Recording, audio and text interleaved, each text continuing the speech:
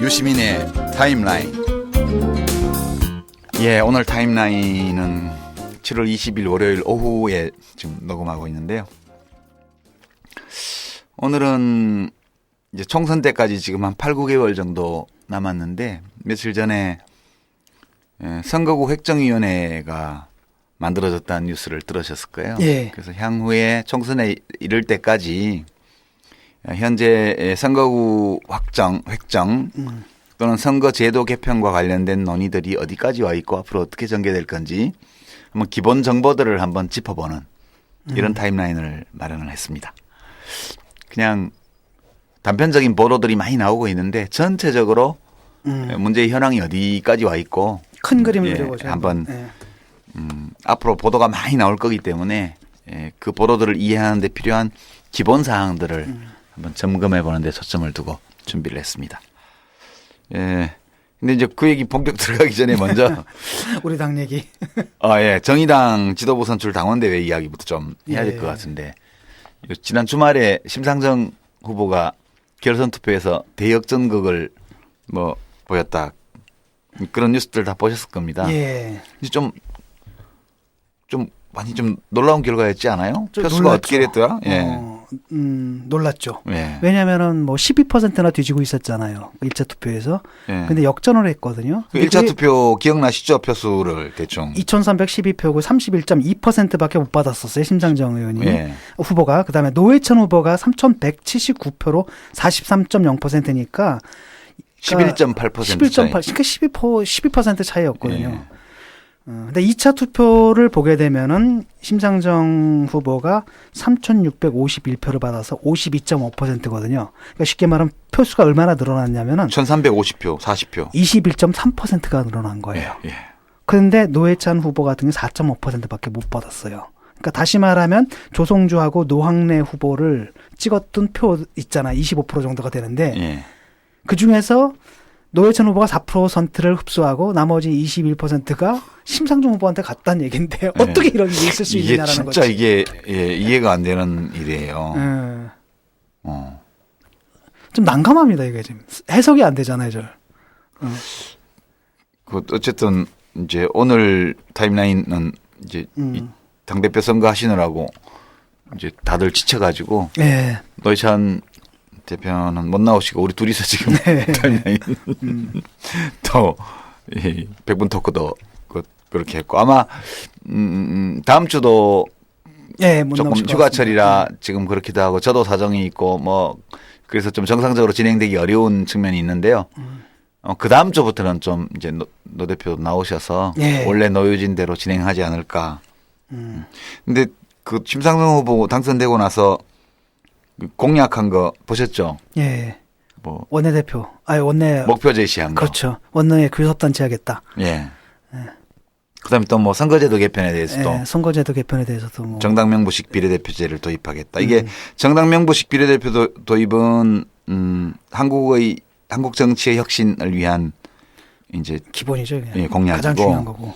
그다음에 정의당이 내년 총선에서 교섭단체 20석을 얻게 하겠다 이런 것은 이제 정의당과 관련된 목표 설정이고 그렇습니다.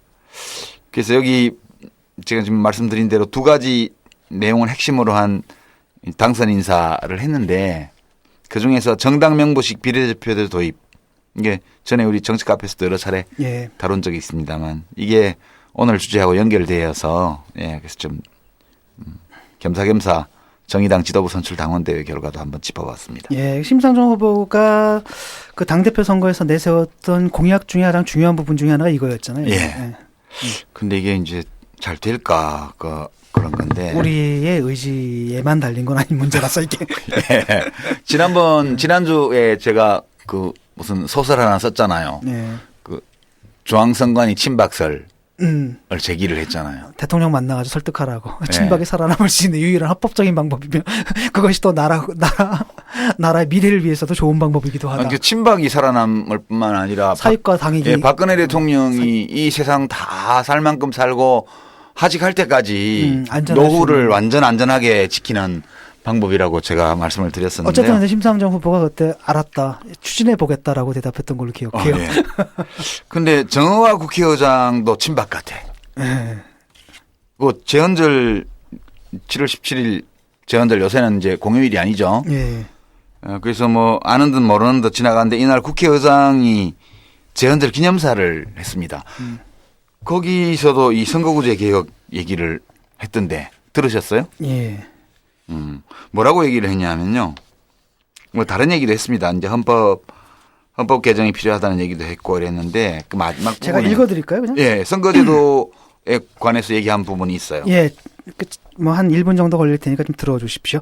헌법은 시대를 투영하는 거울입니다. 역사가 바뀌고 시대 요구가 바뀌면 헌법을 그에 맞게 바꿔내는 것도 헌법을 소중히 가꾸는 우리의 의무입니다. 특히 87년 체제를 넘어야 하는 이 구조적 전환기에 국가적 과제와 비전이 헌법에 구현되어야 합니다. 새로운 시대를 준비하면서 헌법을 제대로 바꾼다면 그것은 국가를 도약시키는 중요한 계기가 될 것입니다. 이런 요구가 안팎으로 거치고 있습니다. 실제로 개헌이 이루어지는 것은 20대 국회 이후의 일이 되더라도 개헌에 대한 논의는 지금부터 시작해야 합니다. 때를 놓치면 창조적 변화와 개혁의 적기를 놓칠 수 있습니다. 개헌 논의의 물꼬를 크게 열어놓아야 합니다. 각계각층의 다양한 의견들을 수렴해야 합니다. 이건 이제 헌법 개정에 관한 얘기고요. 두 번째가 선거제도도 이대로는 안 됩니다. 작년 재헌절 기념사에서도 밝혔듯이 국회가 민의를 제대로 반영하고 사회적 합의와 생산적 타협의 정치를 이루기 위해 지역 패권주의와 승자 독식의 선거제도를 혁파해야 합니다. 그것이야말로 근원적인 정치 개혁입니다. 예. 예, 아주 거기 예, 세게 얘기를 세게 했죠. 말씀하셨어요. 덧붙이기를 내년 총선 승리에만 관심이 쏠려서 어느 정당도 근원적인 정치 개혁에 나서지 않는 모습을 지적을 하고 국회의장으로서 안타까움을 금할 수 없다 이렇게 얘기를 했어요. 그 국회의장으로서 정말 해야 할 얘기를 아주 정확하게 또 강력하게 하신 것 같아요. 예, 정치인들에게 진정 필요한 덕목은 눈앞의 선거 승리가 아니라 미래를 위한 개혁에 나서는 용기입니다. 이렇게 얘기를 했어요. 그래서 19대 국회에서 정치개혁 논의가 흐지부지 되지 않도록 여야가 머리 맞대고 해결해 줄 걸 예, 간곡히 부탁한다. 이렇게 맺었는데 이게 지금 표현이 지역 패권주의와 승자 독식의 선거제도를 혁파하는 것이 야말로 근원적인 정치개혁이다. 이게 핵심이에요. 그러니까 구체적인 개선의 방향까지 제시한 거잖아요. 지금. 그렇죠. 이게 사실 중앙선관위가 이제 지역별 정당 명부 비례대표제하고 이제 지역구 비례 비율을 2대1로 200대 100으로 조정하는 거를 이미 발표를 했잖아요. 예. 그거 같은 맥락이거든요. 예. 그래서 국회의장으로서 뭐 어법은 다르죠. 저는 박근혜 대통령의 노후 보장을 위해서 이게 꼭 필요합니다. 그래서 이제 중앙선관위 친박설을 제기를 했는데 이걸 보면서 국회의장 친박설도 제기할 수 있겠다. 어쩌면 이렇게 중앙선관위와 국회의장이 이거 정사를 가져다가 꼭 굳이 그 비사를 만들어야 됩니까? 아니 안 그러고는 이렇게 얘기를 하겠어요? 근데 이제 국회의장이 면담 요청을 했다가 거절당했다는 이야기가 대통령한테요. 예. 그러니까 면담 요청은 뭘 위한 거죠? 이 얘기인가요? 예, 이제 이 재헌절 기념사에서 헌법 개정 얘기를 했죠. 그다음에 이제 선거제도 혁파 얘기를 했죠. 예. 여기다가 남북 국회회담 제안까지 했다고요. 근데 이런 걸 하려니까 미리 대통령하고 손발을 좀 맞춰야 되잖아요. 그거 기사 나온 거 본 것 같아요. 예, 그래서 이걸 미리 좀 얘기를 하려고 하는 판국에 이제 유승민 찍어내기 6월 25일 발언이 나왔고 전국이 얼어붙고 이렇게 하는 와중에 국회의장이 이제 대통령 독대 신청을 했는데 청와대에서 냉랭하게 거절했다 이런 소문이. 레이저빔을 쏘셔서. 아니 뭐 하여튼 그래서 아마 국회의장까지도 비박이다 이렇게 본 것 같은데 이거 보면 비박 아니거든요. 아마 안타까워요. 국회의장하고 대통령이 소통이 안 되는 것 같다는 생각이 좀 듭니다. 예. 2015년 대한민국. 사람들은 다양하고 새로운 글쓰기 환경에 노출되면서 여러 가지 글쓰기 문제로 고민하게 되었는데 레포터요. A+. 장학금 받아야죠. 자소설이라고 하잖아요. 면접 심사라도 가고 싶어요. SNS에 쓰고 싶어요. 감동적으로. 좋아요 1만 개. 제가 신입사원이라 이 기한문을 어떻게 해야 할지 잘 모르겠어요. 유시민은 말한다. 많이 읽고 깊이 생각하고 꾸준히 쓰는 것이 글쓰기를 익히는 가장 좋은 방법이다. 다문 다독 타사입니다. 유시민의 글쓰기 특강. 사람들의 글쓰기에 힘이 되다. 전국 서점에 있습니다. 출판사 생각의 길. 이 메시지가 예. 그 여당하고 그러니까 제1야당하고 아니 제1야당 여당과 제1야당 예. 모두에게 보내는 메시지겠죠? 예. 근데 사실 뭐 이렇게 얘기를 했잖아요. 예.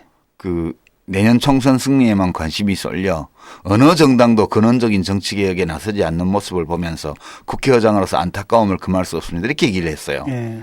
그러니까 아니 여야당이 어느 당도 근데 어느 정당도라는 말은 틀린 말이에요. 국회 제3당인 예. 정의당은 열심히 이걸 위해서 노력을 하고 있습니다. 예. 그래서 이렇게 얘기한 건 유감이고요. 사실은 정의당을 제외한 어느 원내 정당도 이렇게 얘기해야 맞는 거예요. 네, 국회의장이 그건 맞죠. 보좌를 어떻게 받는지 모르겠는데 이렇게 사실과 다른 보좌를 하면 곤란하죠. 의장실에서. 그래서 집권당과 제1야당이 이렇게 표현을 하든가 그런 거죠. 그래서 혹시 국회의장이 비밀 정의당원인가? 아니, 정의당원이라면 애당심을 발휘해서 정의당을 여기 얘기를 했어야 되는데 아닌가 보다. 그럼 뭐지? 친박 가능성밖에 남은 게 없잖아요. 이걸 찬성하려면 정의당 당원이거나 친박이거나 둘 중에 하나여야 되는데 정의당을 빼먹은 걸로 봐서는 정의당은 아닌 것 같고. 예. 이렇게 국회의장이 이제 말씀을 하셨는데 이게 뭐 씨도 안 먹혀요 지금. 씨도 안 맥히죠? 예.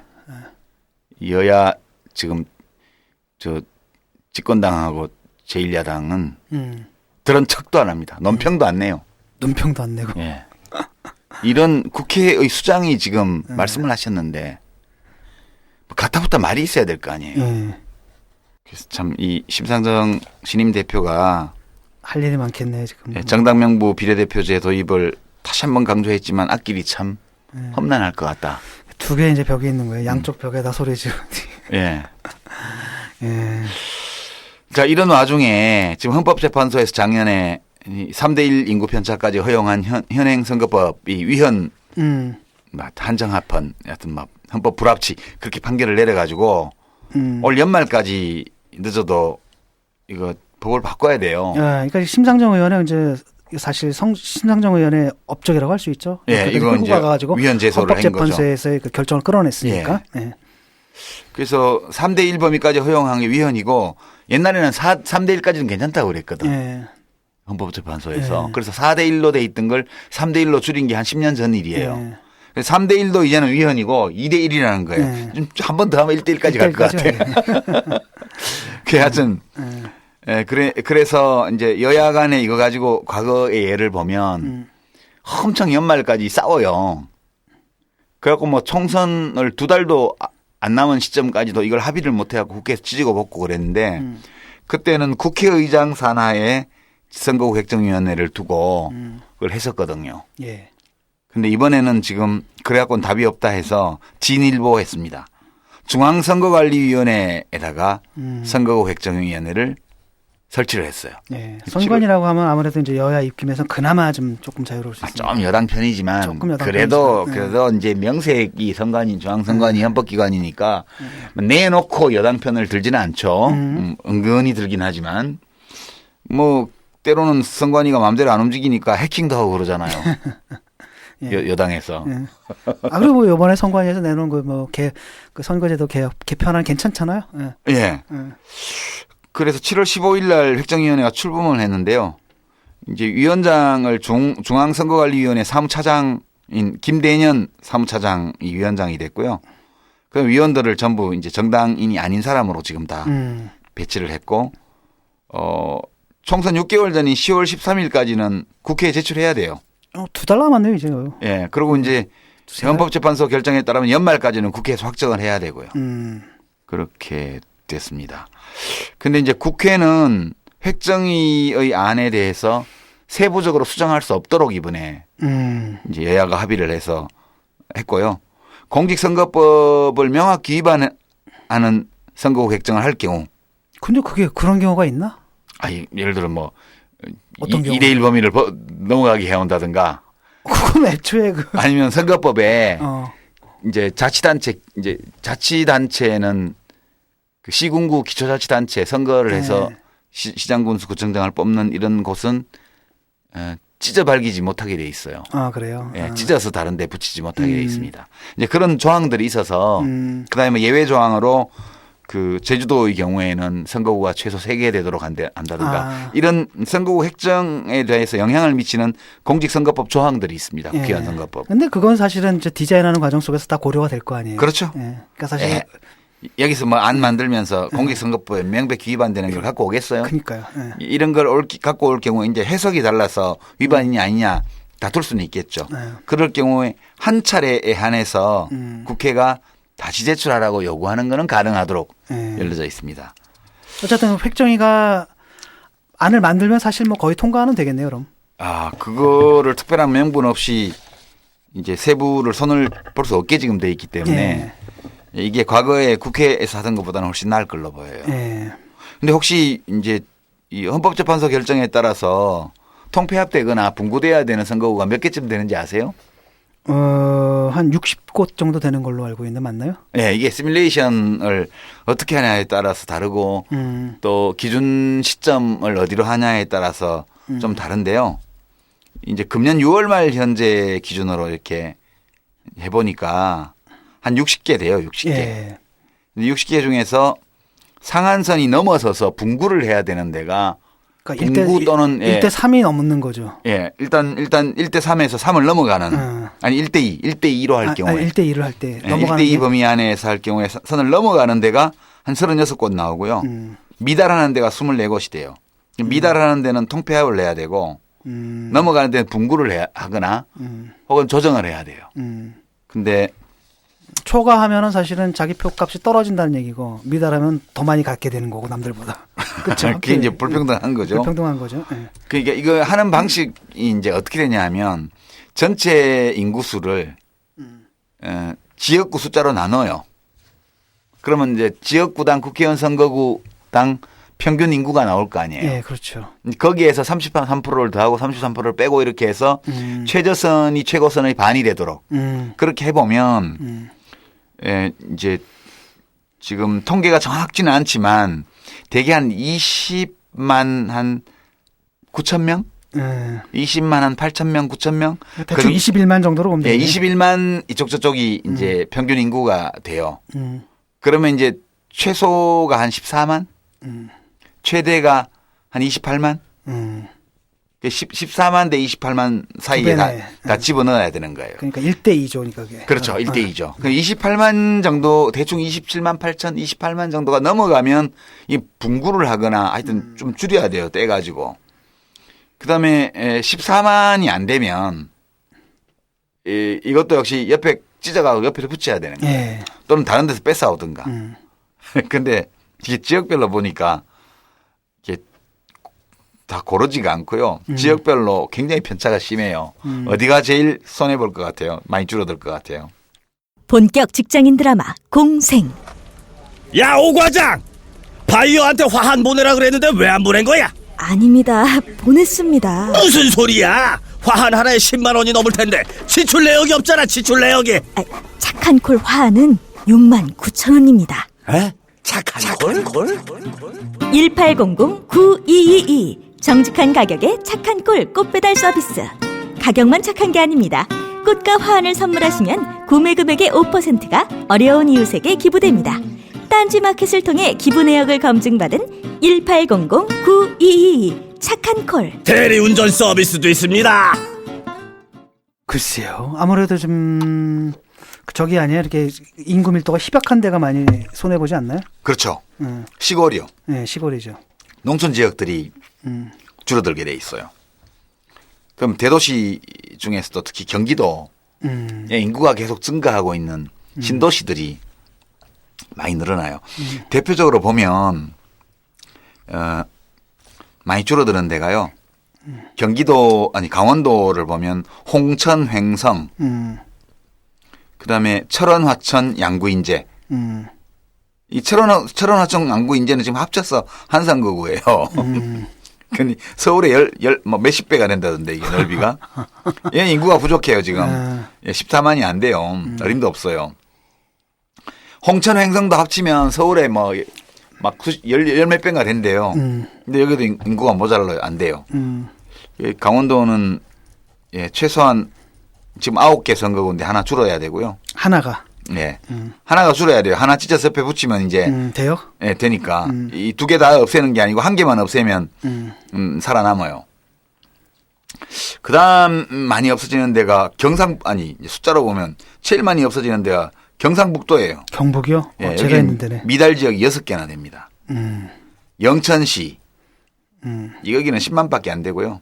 상주시, 그다음에 문경 예천, 군위의성 청송 여기도 이제 지금 하나예요. 여기서 서울보다 만 10배는 될 거예요. 그다음에 영주, 김천 이렇게 해서 무려 6군데가 분구 대상인데 어떻게 찢어붙이냐에 따라서 5개로 줄거나 4개로 줄거나 뭐 그래야 됩니다. 마법을 발휘해야 덜 줄이게 돼요. 그다음 많이 없어지는 데가 전라북도. 전라북도는 현재 무진장이라서 무주진안 장수 임실까지가 지금 한 선거구인데 이거 부족하고요. 남원 순창이 한 선거구인데 부족하고요. 고창 부안이 한 선거구인데 부족하고요. 정읍시도 안 돼요. 14만이. 4군데니까 어떻게 찢어발기냐에 따라서 이제 2군데나 3군데로 줄어야 되고요.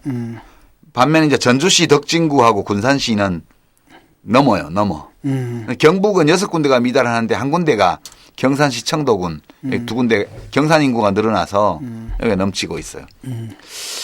그다음 많이 없어지는 데가 예 이게 충청도는 없나요? 전라남도. 전남. 전남도 3군데가 미달이에요. 현재 순천 곡성이 묶여 있는데 여기는 초가고 여수가 갑을이 있는데 여수 갑이 부족해요. 그다음에 고흥 이렇게 되면 여수를 갑을 합쳐야 되는 거겠죠. 고흥 보성이 부족하고요. 무안 신안이 미달이에요. 이렇게 돼 있고요. 들으시는 분들 자기 동네 이름 나오면 국회의원 누군지 아실 거예요. 뭐 그밖에 이제 충청북도에도 보원영동 옥천이 모자라고요. 충청남도에는 부여청량하고 공주시 이 2군데가 모자라요. 반면에 천안 쪽이 계속 커지고 있어서 천안갑, 천안을 이게 이제 2개인데 둘 다가 초과하고 아산시도 초과예요. 예. 광주는 북구 어른 초과, 동구는 뭐 미달 이렇게 돼 있고요. 대체로 이제 이렇게 보시는 것처럼 시골들이 많이 이제 없어져야 돼요. 제일 많이 늘어나는 데는요. 인천하고 경기예요. 서울은 성동구 을이랑 중구랑이 미달이고 은평구 을, 강남갑, 강서갑 여기가 초과예요. 조정하면 똔똔 될 거예요. 인천은 5군데가 초과예요. 남동갑, 부평갑, 부평을, 연수, 서구 강화군갑 여기가 지금 초과고요.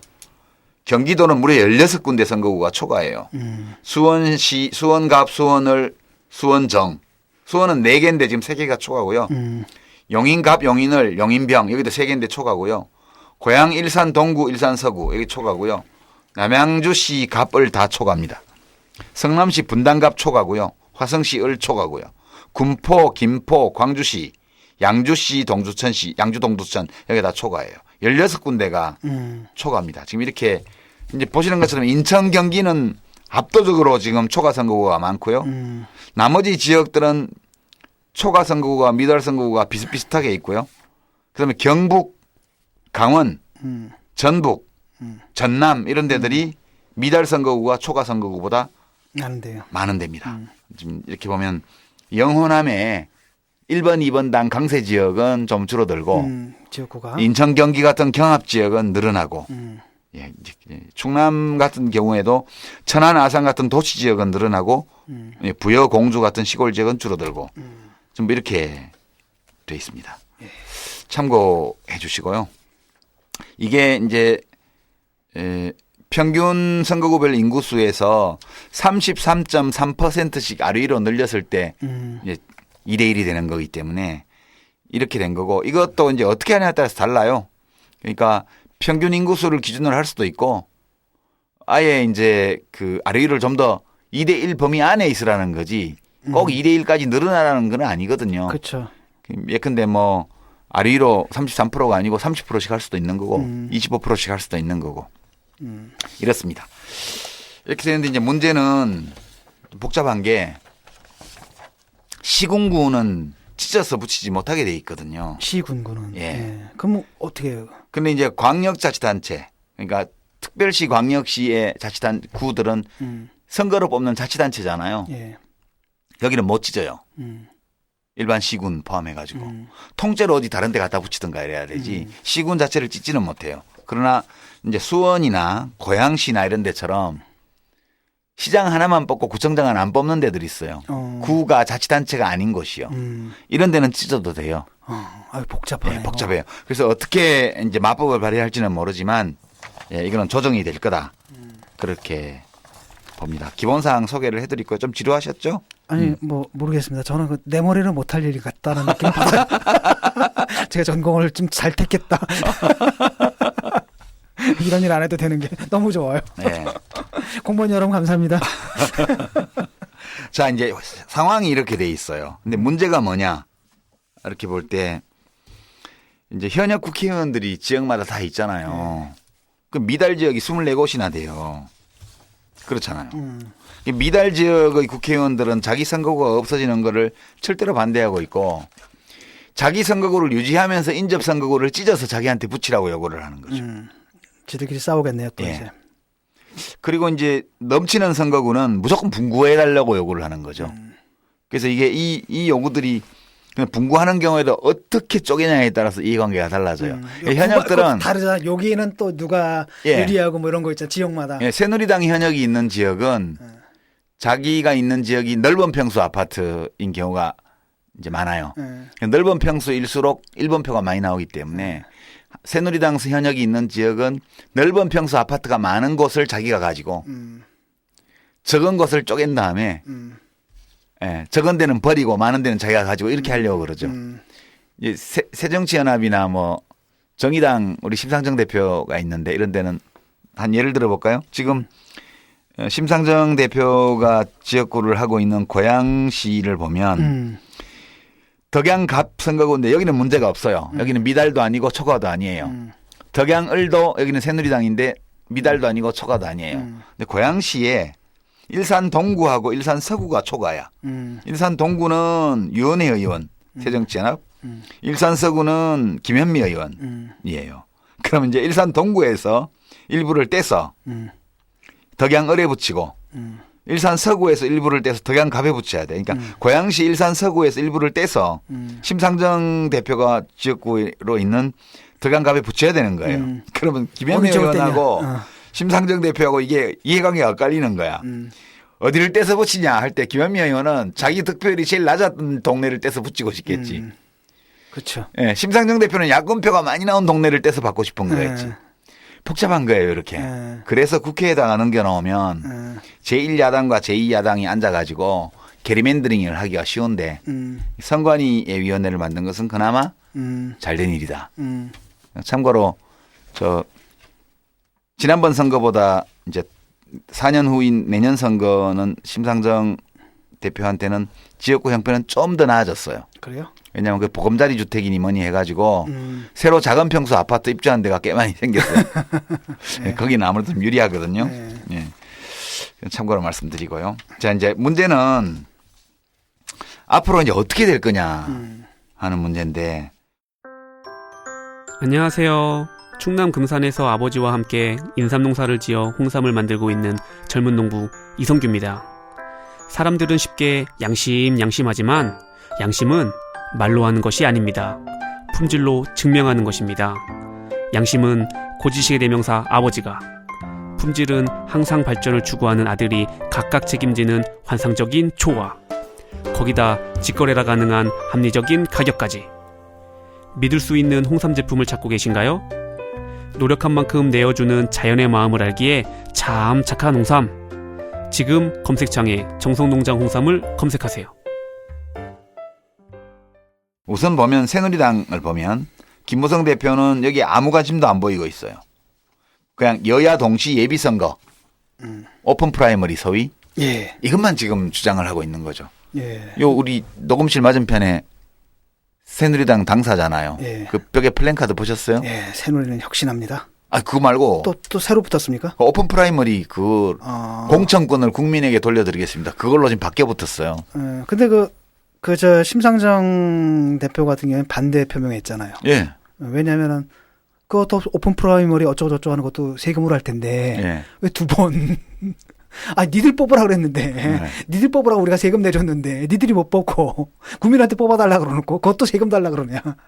그 얘기잖아 지금. 그렇기도 하고 지금 시간도 얼마 안 남았고 입법도 안 돼 있는데 여야 동시 예비선거를 하자. 이게 말이 안 되지 않냐.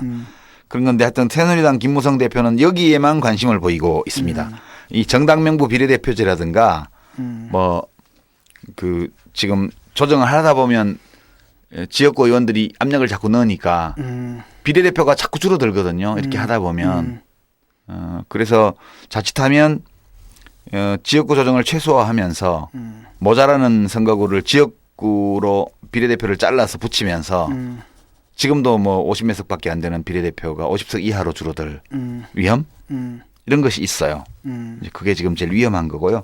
중앙선관위가 이제 지역별 정당 명부 비례대표를 하면서 지역구 의원과 비례대표 의원의 숫자 비율을 2대1로 제한을 한 상황인데 이건 전혀 진지하게 지금 검토하고 있지 않습니다. 민주당 이제 새정치연합은 문재인 대표 개인적으로 의원 정수를 확대하면서 비례대표를 확대하는 거. 비례대표를 한 100석 정도로 확대하는 거. 이거에 우호적인 발언을 했습니다만 새정치연합 자체는 별다른 관심을 안 보이고 있습니다. 그러니까 이대로 가게 되면 그나마 통폐합 선거구는 최소화하고 지역구 숫자를 늘리면서 비례를 줄이는 쪽으로 혹시 가는 거 아닌가? 최악의 시나리오죠 이게. 예. 그 선관위 입장에서 보면 지역대 비례를 2대1로 하는 걸 자기들이 제안을 했기 때문에 뭐 이제 좀 다른 쪽으로 갈 수도 있다고 기대할 수 있을지는 모르겠으나 그거는 선거제도 개편을 전제로 했을 때 한 얘기고 지금은 이거 지금 획정위원회는 현행법에 따라서 선거구 획정을 하는 데라서 자칫 이런 최악의 결과로 가게 되지 않나 하는 우려가 지금 좀 나오고 있습니다. 예. 별로 밝은 얘기는 아니죠. 네. 밝은 얘기 아니네요. 그래서 앞으로 이제 이 문제에 관해서 선거구 획정위원회가 앞으로 약 두 달 후까지 이 획정안을 만들어야 되기 때문에 이거에 대한 이야기들이 앞으로 많이 나올 거고요. 보도도 많이 늘어날 거고 그렇게 할 거라 미리 이번에 한번 짚어봤습니다. 예, 수고하셨습니다. 예, 오늘 타임라인은 뭐 돗자리도 없고 패러디도 없고 소설도 안 썼고 그냥 원래 타임라인의 이 본연의 자세로 그렇게 짚어봤습니다. 아주 그 회색빛 타임라인이었습니다. 예, 수고하셨습니다. 예. 건축주의 철학과 개성을 닮은 집을 추구하는 목조주택 전문기업 꿈꾸는 목수가 정치카페를 후원합니다.